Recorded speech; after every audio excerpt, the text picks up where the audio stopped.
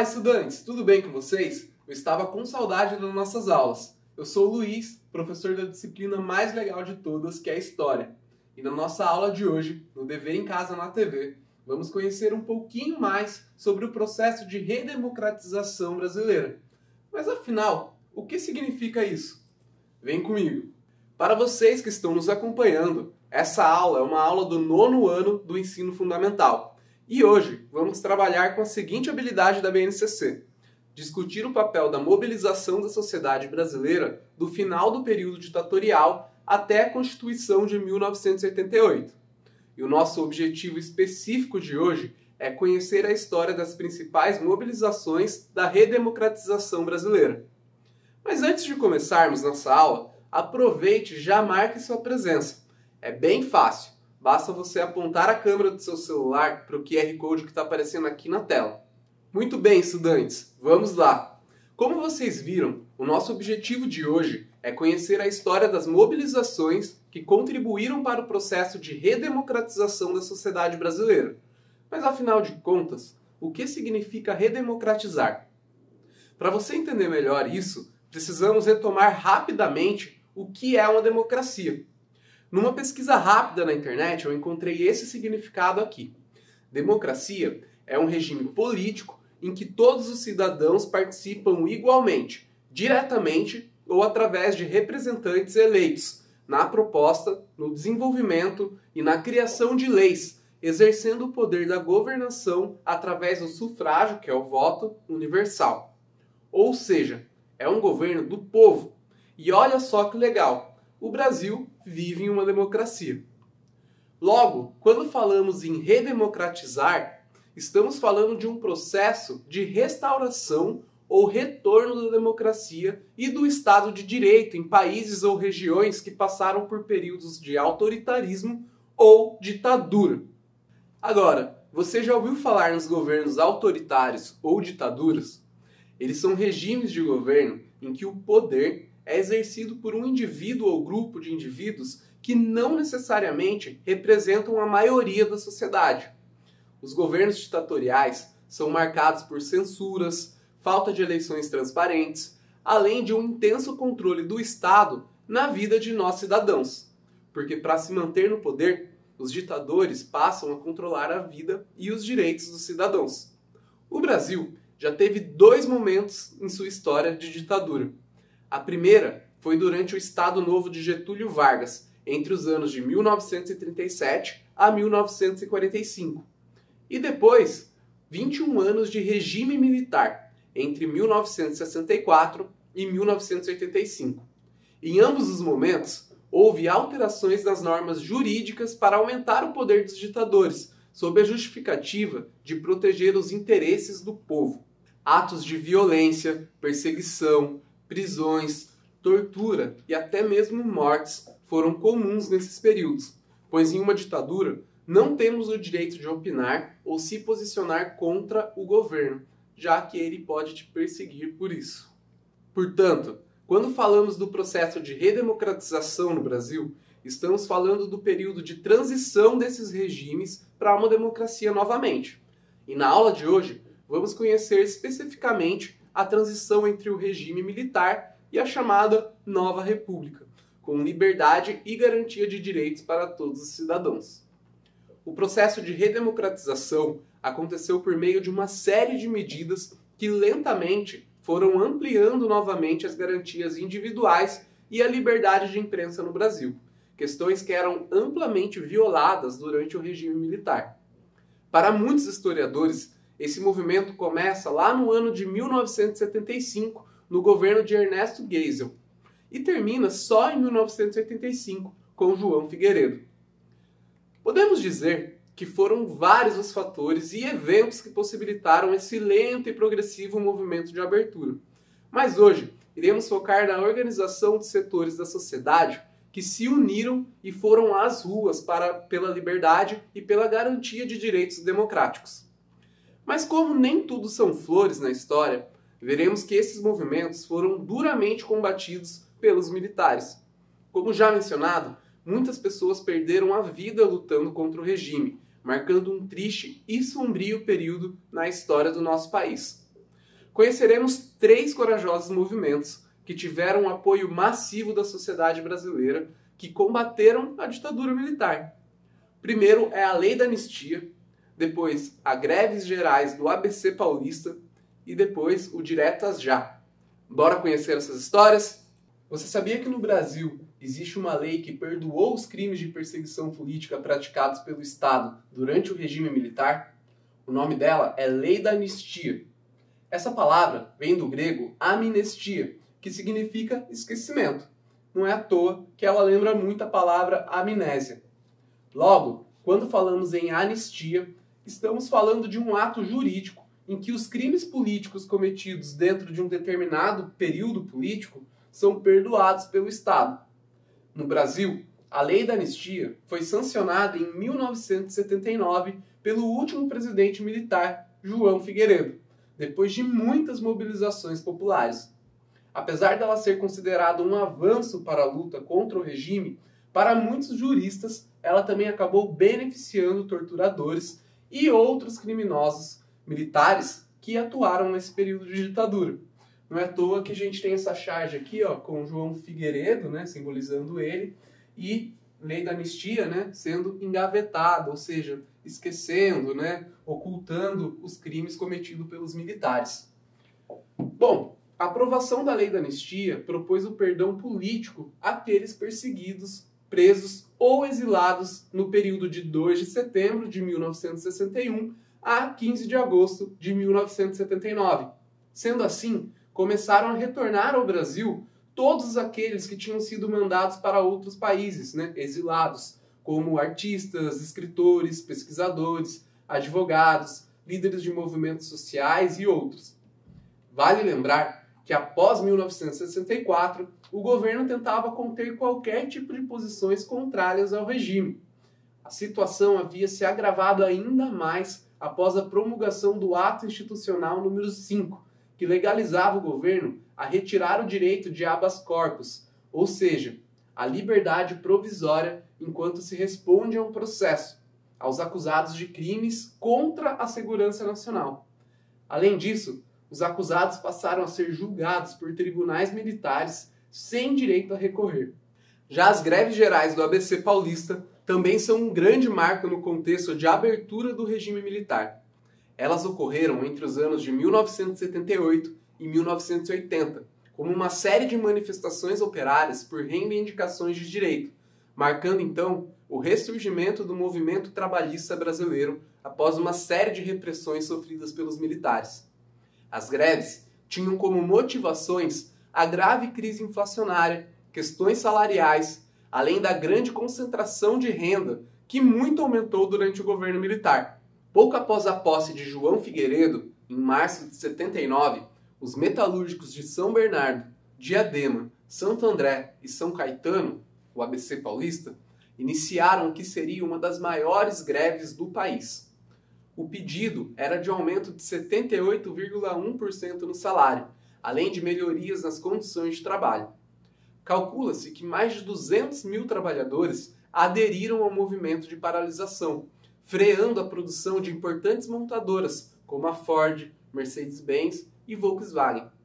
No dia 1º de maio, estima-se que mais de 150 mil pessoas estiveram no estádio de Vila Euclides, em São Bernardo do Campo.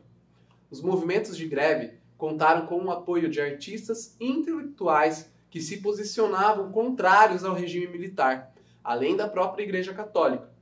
Esse apoio foi fundamental para frear minimamente as repressões violentas do regime militar. Mas não se iluda, muitas paralisações foram reprimidas e muitos trabalhadores foram presos, agredidos e até mesmo mortos durante as manifestações. Após vários meses de negociação, um reajuste de 63% nos salários foi aprovado e as greves do ABC foram consideradas um sucesso para os trabalhadores, pois demonstrou que a mobilização poderia ter efeitos positivos contra o autoritarismo e a repressão. A onda de protestos e paralisações foram atos de enfrentamento ao regime militar, que já estava em processo de enfraquecimento. Por isso, podemos dizer que as greves do ABC colaboraram com a reabertura política do Brasil. Um outro movimento que foi crucial no processo de redemocratização do Brasil foram as diretas já, um movimento político que ganhou muita força popular. Ele tinha como objetivo a retomada das eleições diretas ao cargo de presidente da República. Mas espera aí, professor, o que são eleições diretas? Vou explicar para você. Chamamos de eleições diretas aquela que os candidatos a exercer mandatos políticos são eleitos diretamente pelo povo. Apesar de nem sempre ter sido assim, atualmente no Brasil, todos os cidadãos têm direito ao voto, e ele é obrigatório para brasileiros e brasileiras entre 18 e 69 anos, e também opcional para pessoas analfabetas, jovens com 16 e 17 anos, e também para quem tem 70 ou mais. Já nas eleições indiretas, os candidatos políticos são eleitos por meio de um colegiado eleitoral.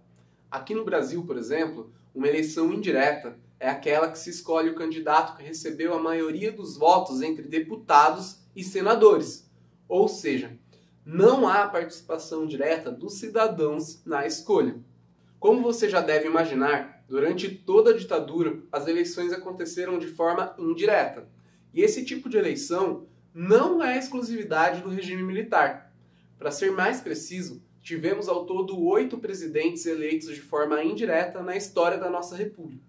Foram eles: o primeiro presidente de todos, Deodoro da Fonseca, que governou entre 1889 e 1891. Depois, Getúlio Vargas, que governou entre 1934 e 1937, e estendendo até 1945, depois com o Estado Novo.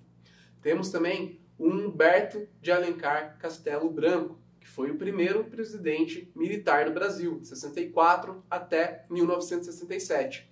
Depois, Arthur da Costa e Silva, que governou de 1967 a 1969. Temos também Emílio Médici, que governou entre 1969 e 1974. E também o Ernesto Geisel, de 74 a 79. E o último presidente militar, João Figueiredo, que governou entre 79 e 1985. Depois, temos o Tancredo de Almeida Neves, que faleceu antes de assumir o cargo em 85, passando a vaga para José Sarney. Por isso, quando falamos do movimento Diretas Já, estamos remetendo ao período final do regime militar. Em maio de 1983 até 1984, tendo mobilizado milhões de pessoas em comícios e passeatas. Contou com a participação de partidos políticos, representantes da sociedade civil, artistas e intelectuais.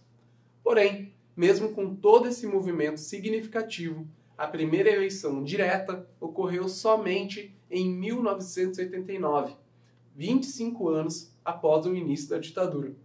Muito tempo, não é? Como eu disse há pouco, engana-se quem pensa que o processo de redemocratização do Brasil ocorreu de forma pacífica. Como consequência do processo de abertura política, especialmente após a lei da anistia, atentados terroristas praticados por grupos militares e paramilitares que não concordavam com o movimento passaram a acontecer em grandes cidades brasileiras. Em todo o país, houve um aumento de ligações anônimas alertando ameaças e falsos alarmes, que obrigava a evacuação de prédios inteiros. Pensa só que desespero.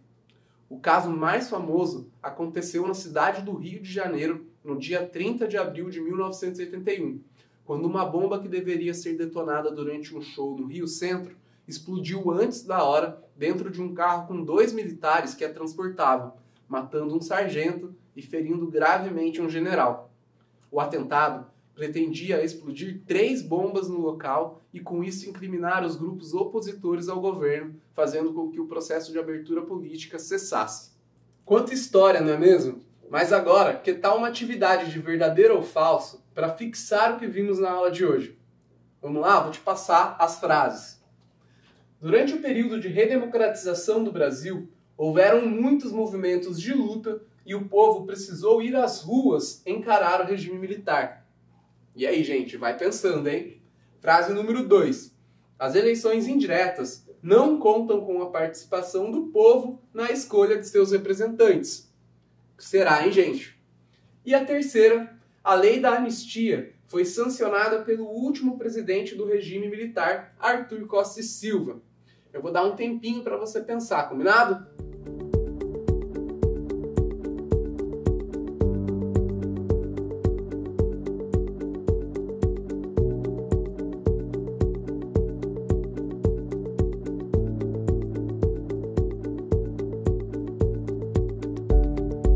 Vamos para a correção então, gente. A frase número 1 é verdadeira. Durante o regime militar, nós vimos na aula de hoje que o povo precisou se articular, lutar contra o regime. Já a frase número 2 está correta também. As eleições indiretas não contam com a participação da população na hora da escolha do candidato. E agora a frase número 3. Ela está errada. O último presidente da ditadura militar não foi o Arthur da Costa e Silva, e sim João Figueiredo. Estamos chegando ao fim e na aula de hoje aprendemos um pouco mais sobre o processo de redemocratização do Brasil. Vimos que durante o regime militar, os direitos políticos e civis foram duramente atacados e se opor ao governo era considerado crime. Porém, isso muda com a aprovação da Lei da Anistia, que perdoou os crimes políticos cometidos durante o regime. Vimos também que as greves do ABC simbolizaram esse período de abertura, por desafiar o governo paralisando grandes fábricas e, consequentemente, afetando o lucro das mesmas. E, por fim, vimos que o movimento Diretas Já exigia que o povo tivesse direito a escolher os representantes políticos novamente. Como desafio de hoje, eu vou indicar para vocês uma visita no site da Comissão Nacional da Verdade.